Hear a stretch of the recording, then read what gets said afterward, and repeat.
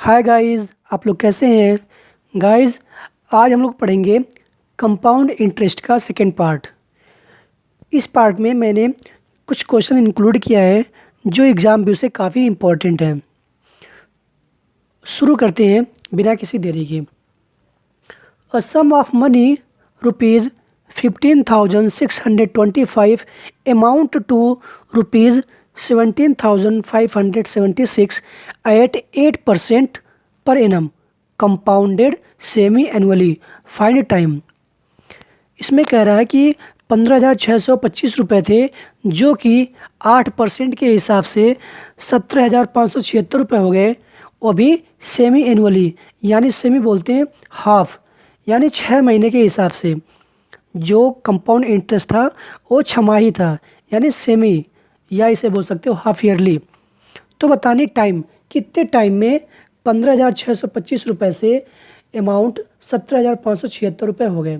तो बतानी और टाइम बतानी कितने टाइम में इतना ये इंक्रीज़ हुआ है। तो देखते हैं, जो गिवन है प्रिंसिपल हमें दे रखा है। जो हमारा अमाउंट, जो हमारा प्रिंसिपल था वो हमारा 15,625 था और ये बढ़ करके 17,576 हुआ। तो यहाँ से हम देख सकते हैं कि कितना कंपाउंड इंटरेस्ट इंक्रीज हुआ, कितना कंपाउंड इंटरेस्ट इसे मिला। तो कंपाउंड इंटरेस्ट इक्वल टू होता है ए माइनस पी, यानी अमाउंट माइनस प्रिंसिपल। तो माइनस करने पे आपको मिल जाएगा 1,951। ये हमारा कंपाउंड इंटरेस्ट हो जाएगा। ठीक है गाइज, रेट दिया हुआ है आर इक्वल टू 8%।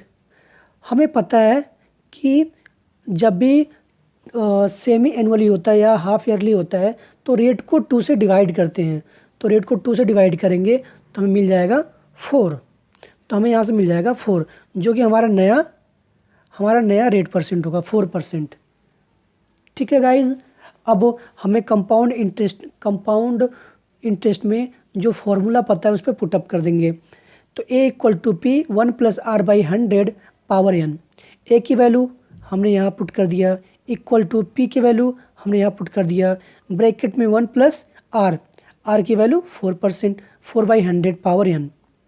ठीक है, अब यहाँ से हम इसको कैंसिल आउट करेंगे। 4 1 जा 4, 4 1 जा 4, 4 2 जा 8, कैरी 2 बच गया, 4 5 जा 4, 4 5 जा 20। तो यहाँ से आ जाएगा 1/25।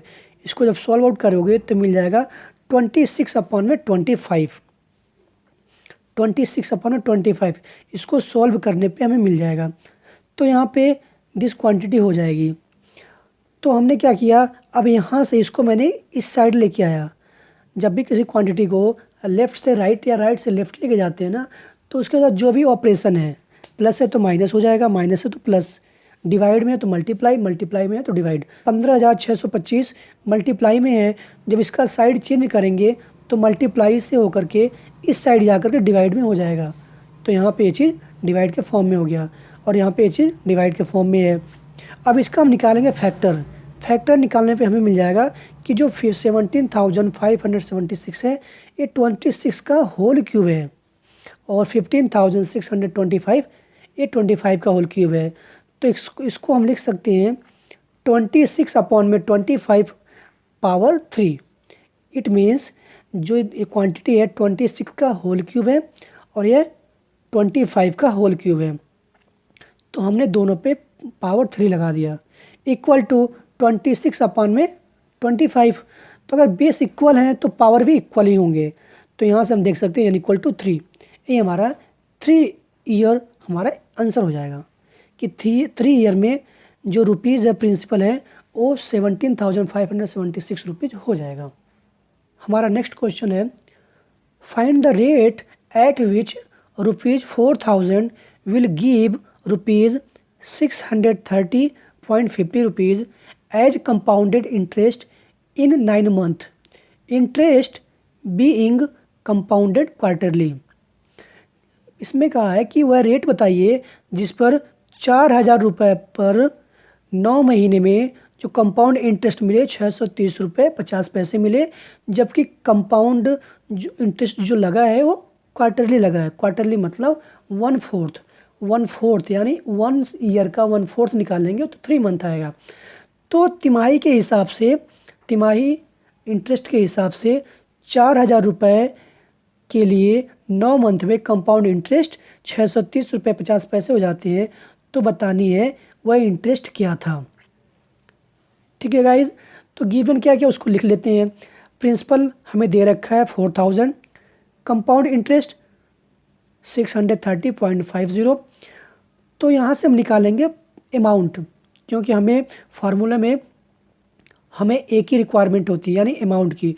तो अमाउंट इक्वल टू क्या होता है, principal plus compound interest, principal this plus compound interest this, इसको ऐड करने पे हमें मिल जाएगा दिस क्वांटिटी, ये हमारा अमाउंट हो जाएगा। ठीक है गाइज, देखते हैं time, time equal to 9 month, ये तो 9 मंथ है। जो क्वार्टरली निकालेंगे तो 1 ईयर में 4 क्वार्टरली मंथ बनते हैं, तो 9 मंथ में 3 के 3 मंथ बनेंगे और हमें फाइंड आउट करनी है।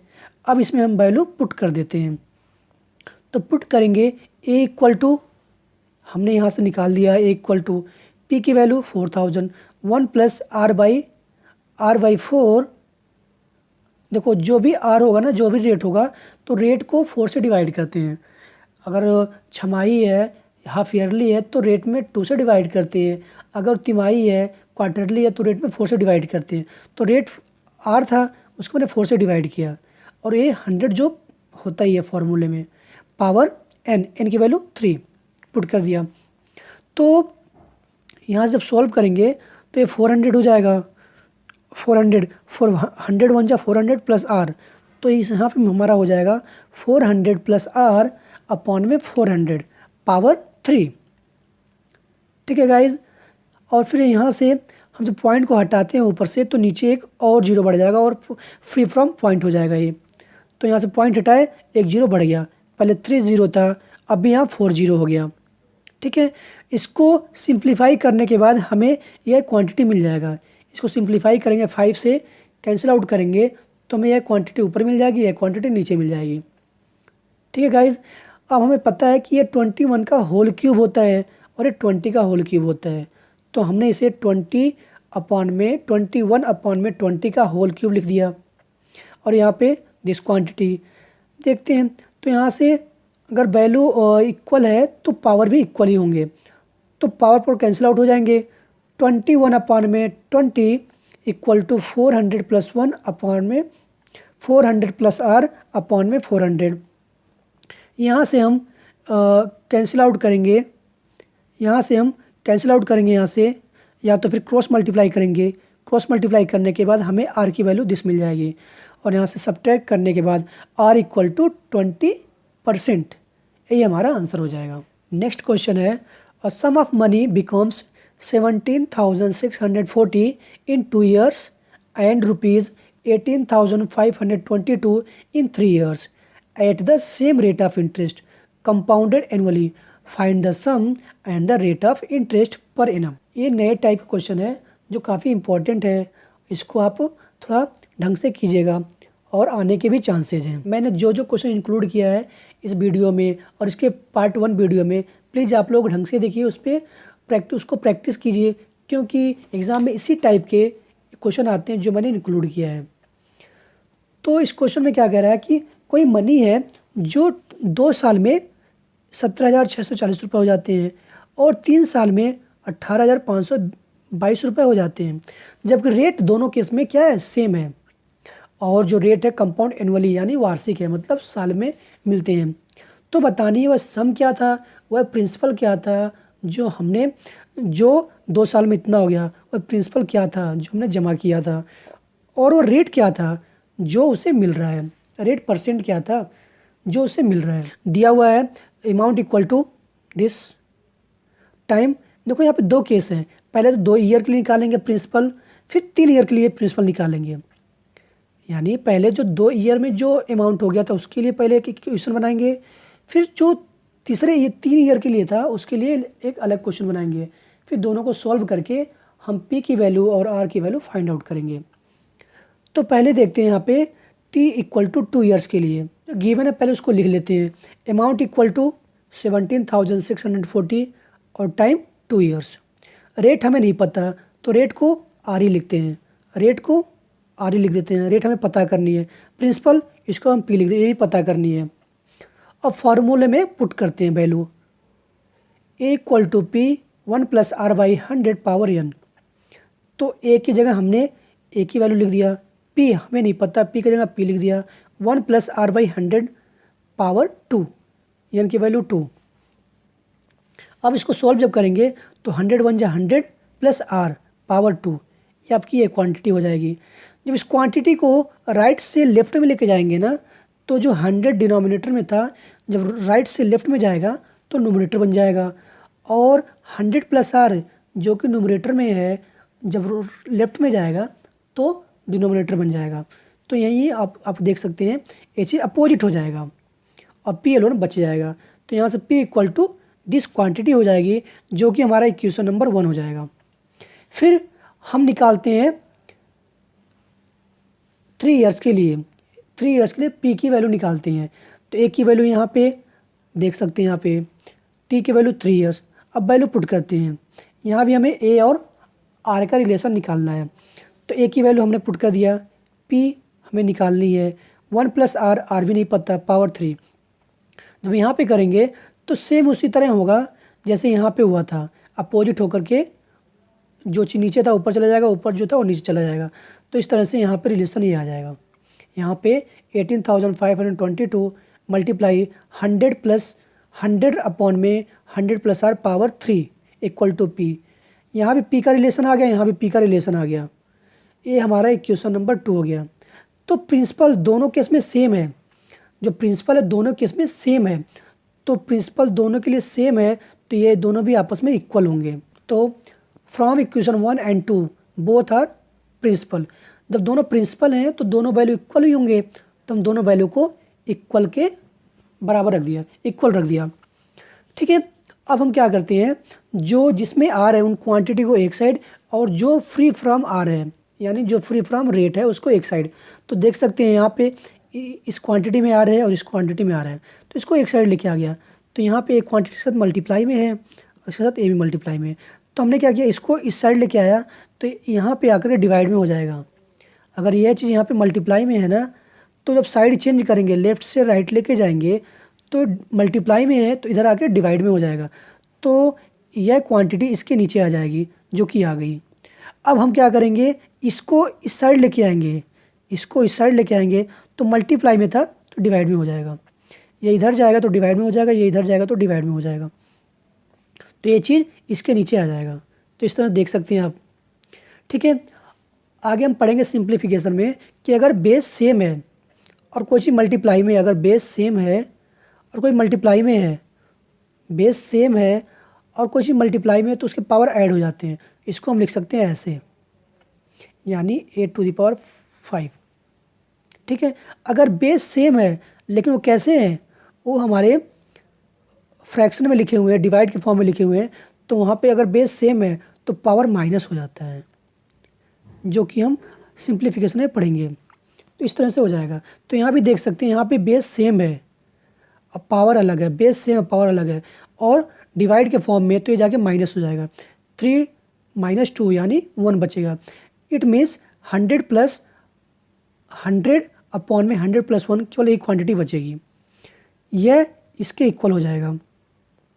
ठीक है गाइज, इसको सिंप्लीफाई करने के बाद, काटने के बाद आपस में 2 से कैंसिल आउट करने के बाद आपको मिलेगा ऊपर 20 नीचे 21 मिलेगा। यह क्वांटिटी इसकी इक्वल होगी।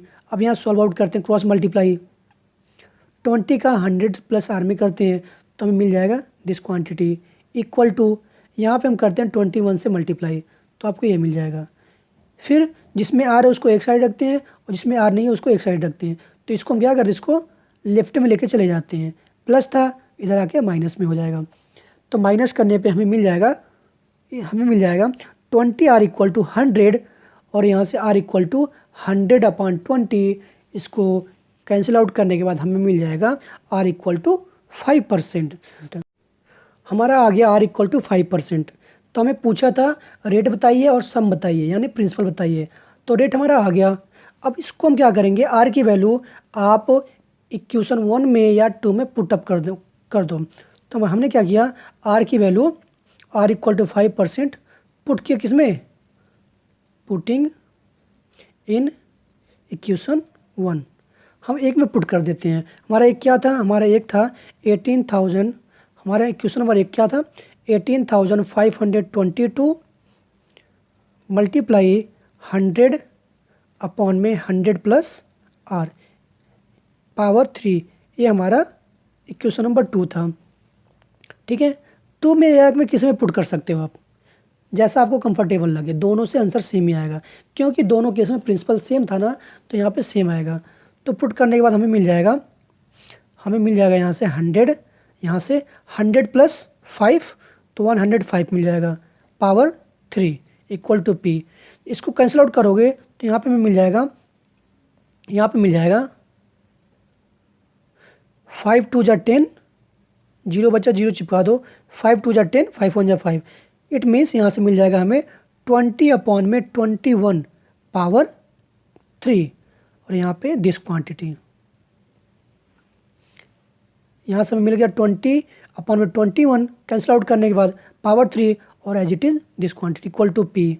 इसका क्यूब हमें पता है, देखो आपको क्यूब कम से कम 20 तक याद होना ही चाहिए, इससे काफ़ी आपका टाइम सेव हो जाएगा। अगर आप इसको 3 टाइम्स मल्टीप्लाई करते हो, 21 मल्टीप्लाई 21 मल्टीप्लाई 21, तो काफ़ी टाइम जाएगा। इसलिए आप इसको रिवाइज कर लो, इसको लर्न कर लो, अब काफ़ी आपके लिए यूजफुल होगा।